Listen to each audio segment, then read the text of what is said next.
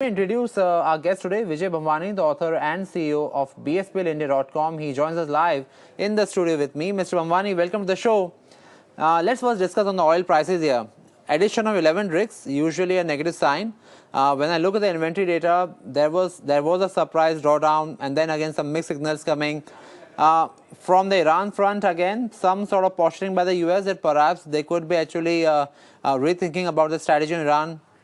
We got the Bahrain news of new oil discovery, but still the oil prices actually are giving us a very range-bound trading sort of picture here. So what's your feeling here? Looking at the data, looking at the entire news flow here, are we trading with upward bias? Sometime back we were having a conversation on it. Good afternoon, Piyush. Thank you for having me on your channel. And my view, which I have been advocating on your channel, largely remains unchanged. Let's talk case by case, beginning with crude oil. In spite of the fact that rig counts are up, there are new oil discoveries, crude still is getting bought into. Now, the last time I was here on your channel in the last week of March, I said crude oil prices are likely to remain largely buoyant. It will be a case of 2 steps up and 1 step down. That's precisely what you're seeing. Now, the only reason why I'm bullish on crude, and I have been bullish since the time I started appearing on your channel in September last year, is that the Saudi Aramco IPO issue still remains in the pipeline. Until that factor remains as a market variable, downsides are likely to be capped.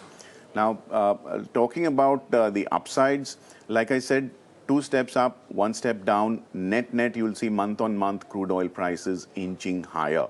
So net, I think you should still be buying crude on major declines, and I don't see more than 5 to 7% decline from here in the absolute near term at all. So right now, Mr. Bhambwani, we are trading in a range of almost 58 to 68, maybe for a WTI here.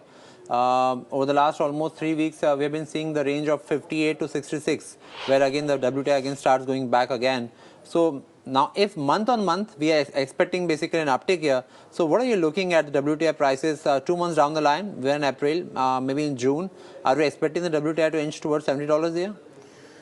Piyush, when summer comes in Asia, and it's a pretty hostile and hot and humid summer, typically quite a lot of refining margins do tend to peter out because of annual maintenance shutdowns. And that is basically a bullish time for crude oil. So come May and June, and the end of June will bring you the hurricane season in the US. So I think we are heading into higher highs and higher lows on crude oil, and I think the range that you're largely talking about is a very, very achievable range. Right, so that's the take here. If you're deploying strategy on M6 crude, the bias again, Mr. Bhambwani is saying that keep a positive bias as actually you move from April to May to June here. That's the seasonal sort of question here.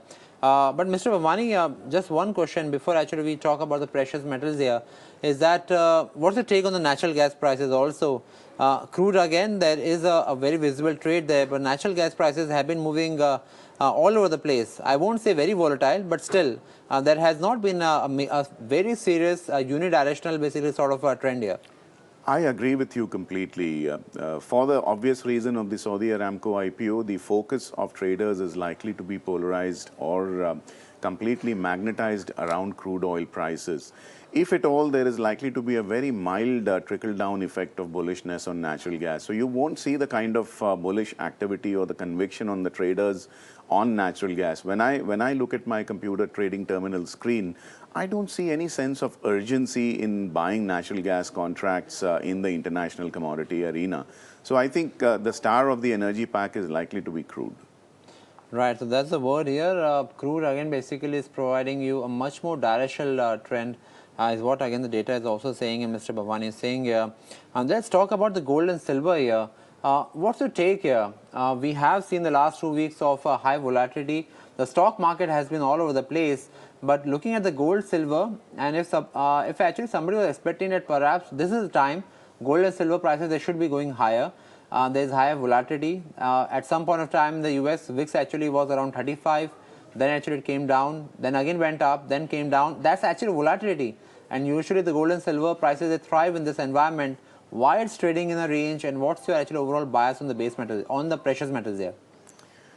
See, Where bullion is concerned, it's directly related to or disproportionately related to US dollar index.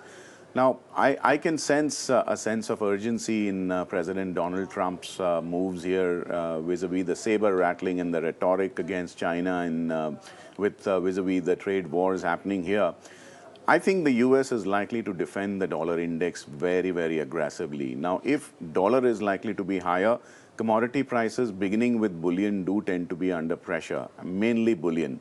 So if you're going to see a constant endeavor by the US Federal Reserve and the administration to shore up the dollar for the obvious reasons of debt serviceability, because the US is the largest debtor nation, you're likely to see very range bound with a slight uptick bias on bullion. Allow the dollar index to fall 2-3 percentage points and you'll see the magic happening on gold. So my guess is if you're looking at the direction on gold, you can't ignore the dollar index. It can't be taken in isolation.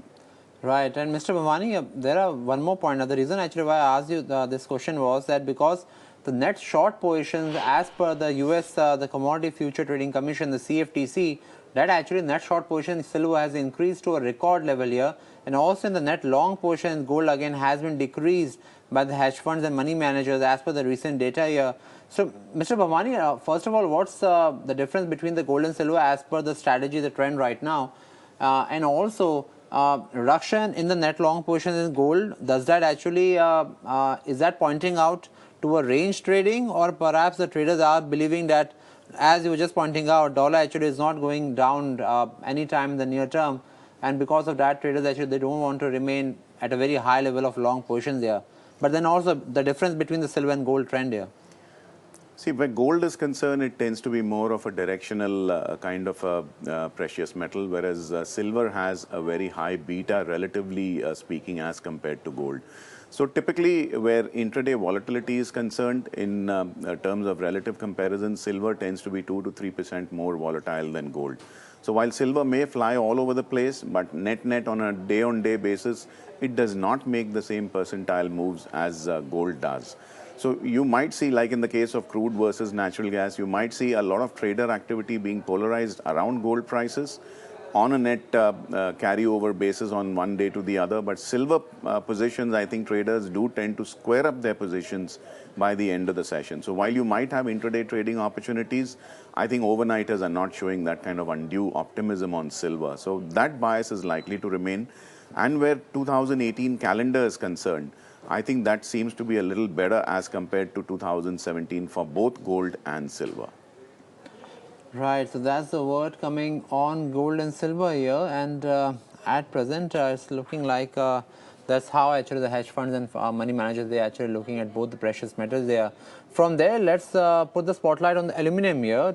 Today again basically Rusal stock in fact actually has dived very sharply in the Russian exchange here, and Rusal again basically it's a Russian aluminum giant, has a very material stake in the global aluminum supply. The US again has included the company, its owner, in the fresh list of sanctions here. Mr. Bhambwani, what do you actually make out for the aluminum prices here? Aluminum again is up 2% almost in the trade. Is that a sentimental reaction that perhaps there could be some supply shock? You think there could be a fundamental risk of upside for the aluminum prices here?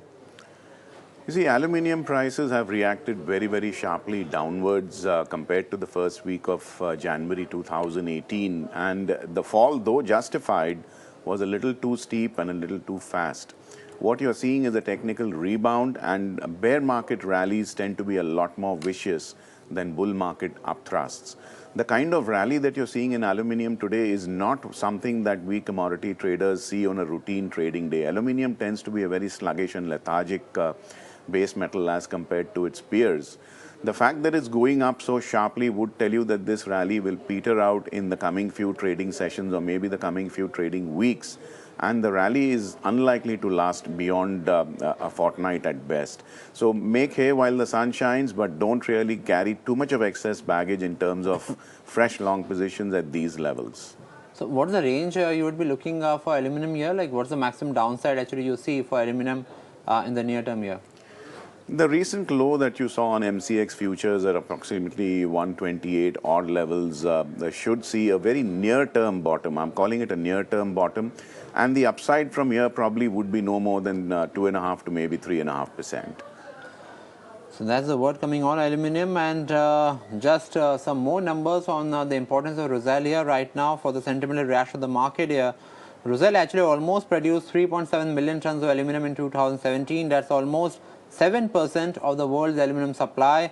In terms of alumina, again, which is used for producing aluminum, Rusal again basically has 7% market share in the global sort of alumina supply here, supplied almost 11.5 million tons and produce 4% of the world's bauxite, and that's why again there has been a linkage to the commodity price reaction also. So it's a significant move in the context of the Russian sort of supply here. But then from aluminum, let's talk about copper here, Mr. Bhambwani. As you refer to Dr. Copper here, what's the take on the copper here? When I look at the prices here, whether it's zinc, it's copper, aluminum, there has been some cool off, but lately again we have been seeing that zinc has been underperforming, and copper again prices they are not going. Copper is not going anywhere actually. So what's the take right now on it? See, this is a direct fallout of the saber rattling, what we are now calling the trade wars between the US and China. Now, China, as you know, consumes almost a fifth of industrial metals in the world, at least a lot of these industrial metals. And if you're witnessing any kind of possibility of uncertainty or any kind of nervousness, and markets tend to be radar sensitive where future prices are concerned. So if at all you're seeing Dr. Copper under pressure along with nickel and lead and zinc, it's because of the political news flow emanating from the US vis-a-vis China. And this saber rattling, as I said last time when I was here on your channel, is unlikely to go away in a hurry. This is likely to continue for a while. These are two very large political giants basically trying to wrangle and arm wrestle with each other on the negotiating table. I don't expect a protracted or a very serious trade war. These are two strong guys posturing and saber rattling and telling the other guy, look, come down halfway where I'm going to meet you, and let's not fight too long and too hard. But the markets, being very, very risk averse at this point in time, are taking a cautious stand. So I don't expect a very significant decline from here. As and when positive news emanates, which off and on it does, I think copper prices are again likely to see an uptick. You're already seeing nickel prices inching higher after declining from the 900 odd levels. Similar will be the case of Dr. Copper. One small question before we let you go, Mr. Bhambwani, is that for the traders again who are looking at the news flow, the trade wars, potential more tariff imposition as being indicated by Mr. Trump, whether if he does or he doesn't, that's another question. But still, looking at the risk in the market here, which metal perhaps actually has a higher margin of safety here? Because again, there will be some volatility in the near term, but which has a higher margin of safety here? In the last 3 or 4 months, I have been positively biased towards nickel. So any sharp drawdown here would actually be an invitation to a very patient kind of a digging your heels into the ground kind of a trader like me. So I would be watching nickel as a primary opportunity point here. But I'm looking at somewhat serious declines before biting into the counter. So I would wait patiently, bide my time. I don't think any of these guys are going to a serious trade war. Well, that's the word coming, and that's the conviction of Mr. Bhambwani that perhaps we are not going into serious trade wars. Some negotiations, some duty adjustments, and also giving space to each other. That's perhaps is what the expectation is. Nickel, again, as he's just suggesting, is actually his one of the topics, or maybe one of the metals which has higher margin of safety on declines here. Thanks a lot, Mr. Bhambwani, for all the insights here.